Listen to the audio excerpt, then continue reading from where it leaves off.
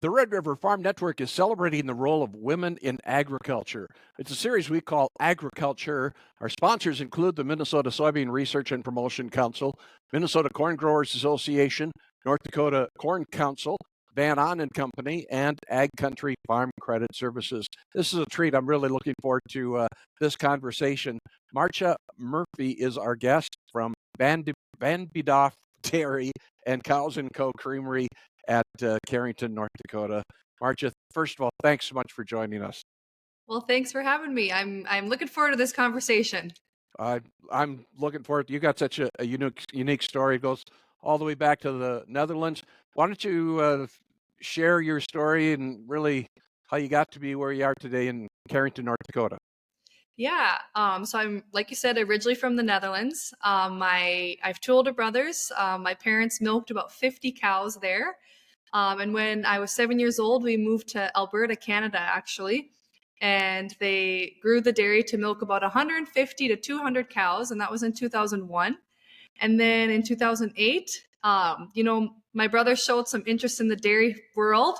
They wanted to grow the farm big enough to support multiple families. So we picked up and moved again in 2008 to Carrington, North Dakota. And now we milk about 1,500 cows in Carrington. I'm curious, why Carrington, North Dakota? That's a good question. Everybody always asks. I feel like my parents could answer that better, but there's a lot of Dutch dairy farmers down in South Dakota, and we would often drive through Carrington to visit the land and the farmers and to figure out where we would want to go. There was actually some people recruiting dairy farmers in North Dakota that got a hold of my parents, and we always loved driving through Carrington. It's a really nice small town. They have a nice school, a nice hospital, so it was an easy decision when somebody said, "Hey, why don't you start a dairy here in Carrington?"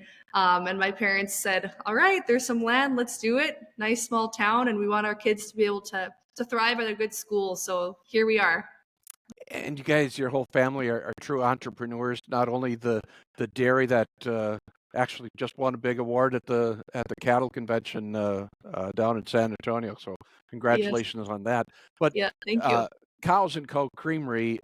First of all, I'm a huge fan. Let me get that out right from the front. You manufacture gelato and Gouda cheese and a lot of other great dairy products.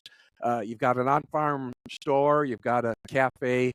Um, how did you make the step to go into this area?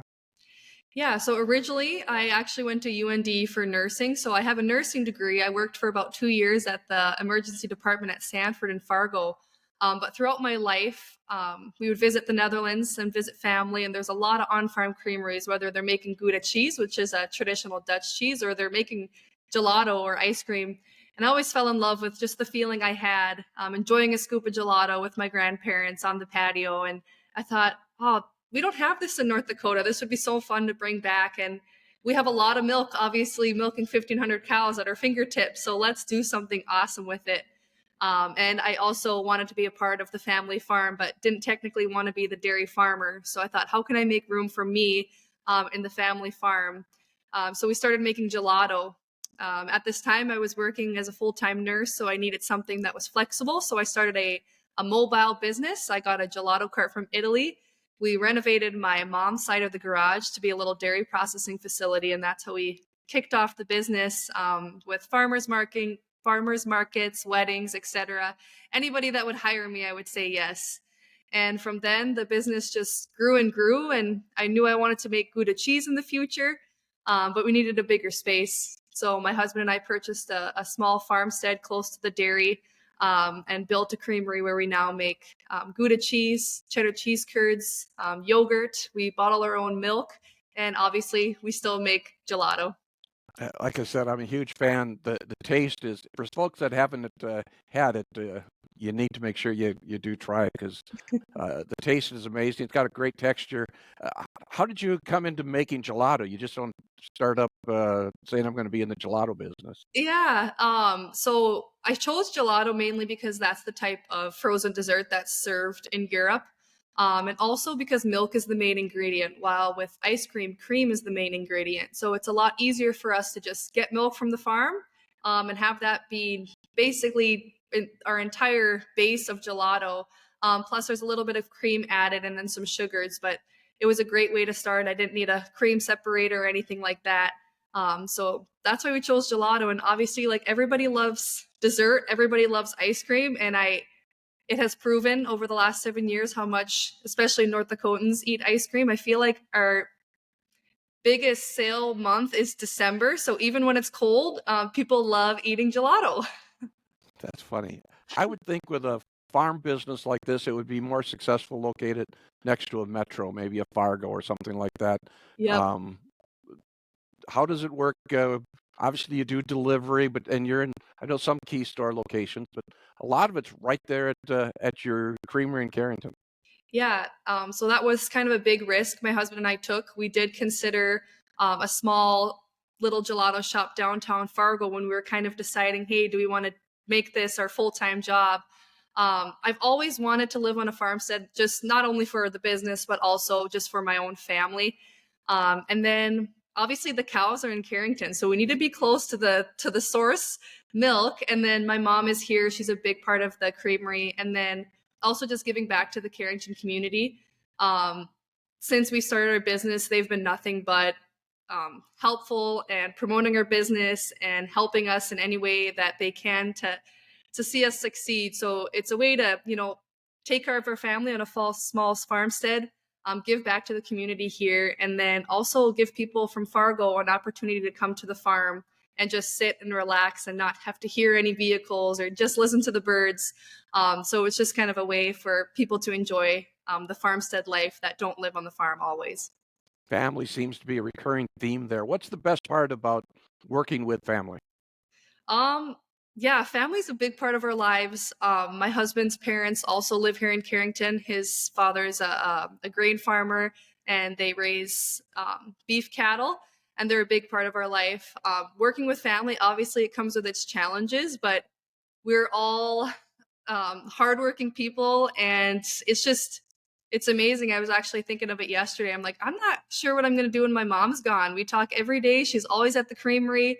Our kids are very involved. They get to see exactly what their mom and dad do every day. So it's a beautiful life to live, and I really wish everybody could do it. I when I look at traditional agriculture, it's a commodity business. We're growing corn and soybeans, wheat. Even when we're milking cows, it's going more for a commodity type of consumer or beef or pork or what have you. You've really connected close to that consumer. Uh, Tell me about that experience. Are there some opportunities? Are there some challenges having that type of business? Yeah, I think both. Obviously, there's nothing better than seeing people enjoy the products that we make. I think the biggest thing, especially for my brother, who's a big part of the dairy, he's working so hard every day and providing such good care, and they have producing amazing quality milk. For it to just, get trucked and just be flopped in with everybody else's, doing what we do, we can really take that milk, put it in a bottle, and we could say, hey, this is 100% Bedaf dairy milk. So it's really, it almost makes it more worthwhile. Like, you're putting all this effort in to create a good quality milk product. And now we can really tell people, hey, come visit the farm, come meet my brother. We do tours so people can see the cows, and then they can go to the farm store and grab that jug of milk and say, hey, I just met these cows and now I'm drinking their milk. So it's just really fun to make that connection and meet the people. Like you said, we do deliver throughout the state. So usually my husband and I get to tag along too if it works, and we get to bring the milk and the gelato to the people, and we literally get to shake their hands and say, hey, thanks for supporting us and choosing North Dakota milk. It's a really good feeling. Obviously, it has its challenges because we're trying to go direct to consumer. We want to keep that up, obviously, as long as possible. But the more cities that you add, the more help you're going to need. So yeah, we're in that. I feel like we've been having growing pains for the last 4 years, and we're just not getting out of it. The demand keeps going up, and which is a beautiful and good thing, but also challenging. Yeah, I can well imagine. I think there's so many consumers have so many misconceptions about agriculture. Having that chance, even if it's picking up the gelato at one of your delivery stops or coming out to the farm, uh, there has to be some wonderful stories in having that connection. Absolutely. you would know the amount of people that say, I grew up on a dairy farm, and just they get to relate, and then they want to come see the farm, and it just brings that nostalgic feeling back to these people to be able to see it. Like, my parents used to do this, I used to do this, and now look at how we milk dairy cows nowadays. It's really awesome, and we hope that people appreciate that. We're super transparent about the way that we dairy farm, so the more people that come, the better. I grew up on a dairy farm in Wisconsin, so I Oh, there you totally go. understand it. Yeah. Most people did. Yeah. So tell me about you really celebrate that Dutch heritage as well. Yeah. We obviously want to keep that alive. The more Dutch things we can bring here, the better, for us. Another thing that's really fun about it is there's so many things happening in the Netherlands that we don't see here in North Dakota. So I have a lot of mentors, and when I visit, I have a lot of ideas or inspiration, that I can pull from there to bring something new to North Dakota.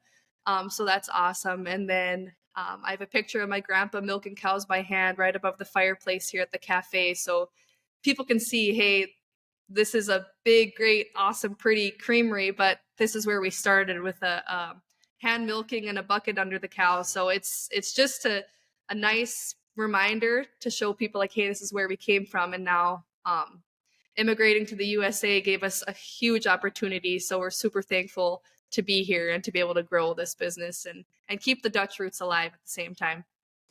So this is a series where we focus on women in agriculture. I'm curious.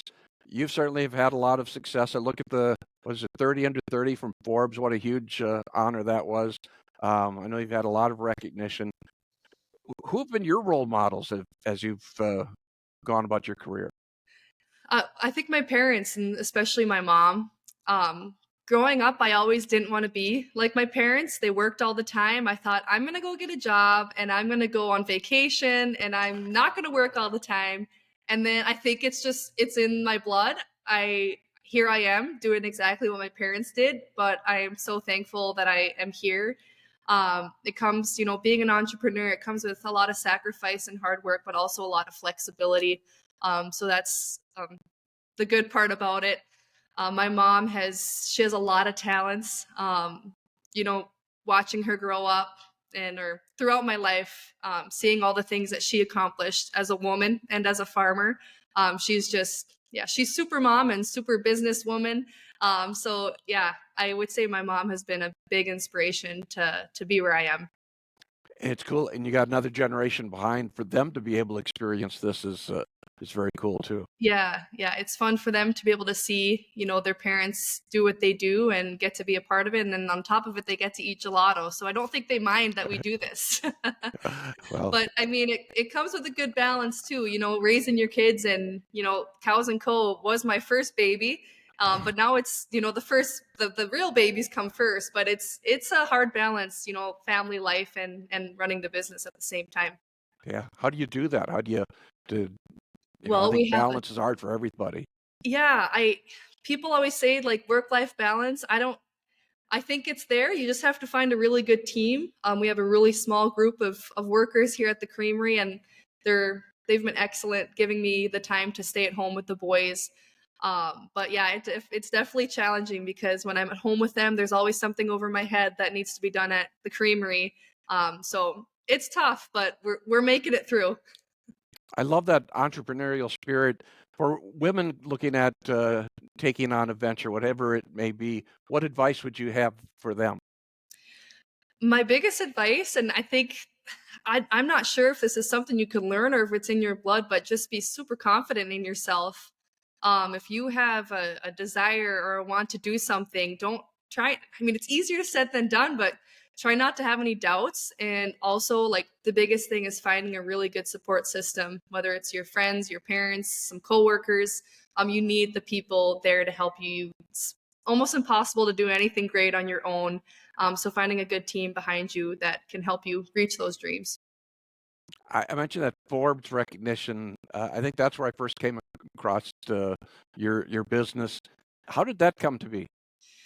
Um, Honestly, I couldn't believe it. I kind of thought, first of all, Forbes, like, you're gonna for for me to see an egg business on the Forbes 30 under 30 list, I thought was really awesome. Not only obviously for our business, but just for egg in general.